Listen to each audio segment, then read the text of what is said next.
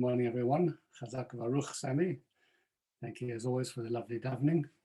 So we're looking at the first Mishnah in Pirkei Avot, the way in which the Torah was handed down from the various generations, and we learn, looking at the text, that Moses received the Torah at Sinai. He gave it to Joshua. Joshua handed the Torah to the elders to the prophets, and the prophets to the men of the Great Assembly, and so it continues. But there is a certain kind of unusual use of language over here, because the way in which the flow goes is Joshua handed the Torah to the elders to the prophets, and what should then say is the prophets to the men of the Great Assembly. Instead, once again, we insert the words, and the prophets handed it down to the men of the Great Assembly. These words no longer fit with the flow. The reason why Pirkei Avot adds this phrase, and the prophets handed it down to the men of the Great Assembly, is because while it seems a simple transition from the prophets who were at the time of the first temple to the men of the Great Assembly, the 120 sages who were present at the time at the beginning of the second temple, in fact, there is a huge, huge disruption between these two stages, because the exile in Babylon intervenes. And you might therefore think that as a result of this, the transition was lost. It was such an incredible sort of full stop in Jewish history that how would you continue to transmit the Torah flawlessly without any break? And therefore, the Pirkei Avot wants to emphasize over here, and they handed it down to the next generation. There was no break whatsoever in the continuity. But in fact, it was a very traumatic time, and was so traumatic that the prophets of that time themselves began to doubt the question of God's greatness. So, as you know, in the Amidah, we have the phrase Hagadol, Hagibor, V'Hanora, that we say in the beginning of the Amidah.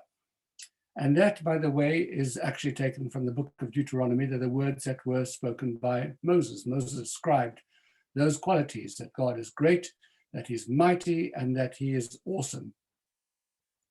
Well, Jeremiah, who is present as a prophet, goes into exile together with the people and is with them in the exile, turns around, and he says, I'm really sorry, but I just can't see how a God who allows this to happen could be considered Norah. The heathens have been allowed to demolish the temple. Where is the awe that this God inspires? And so he stopped actually using this phrase.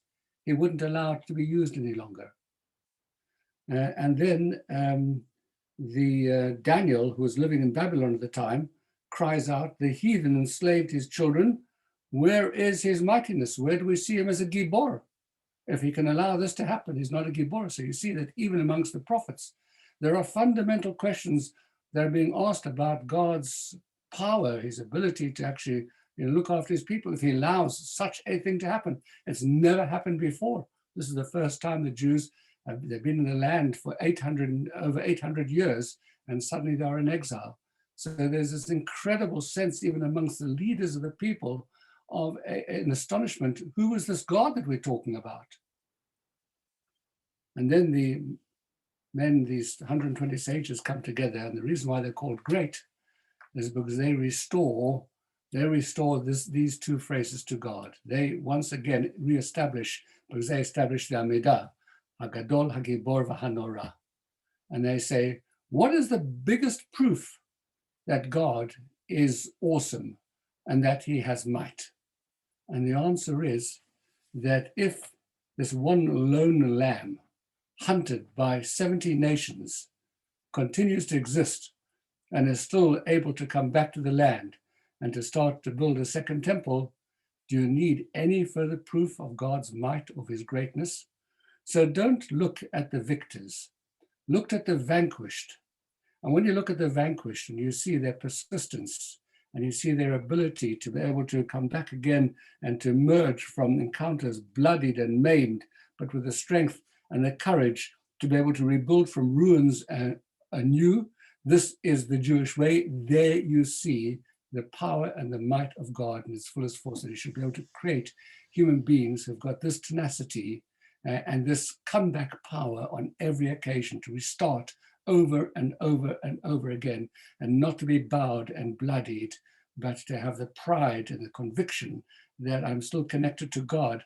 That makes God great, and that makes Him awesome. And so the men of this group became known as the men of the Great Assembly, because they restored God's greatness to Him in the Amidah, continuing to say Hagadol, Hagibor, V'Hanora. How do you like that?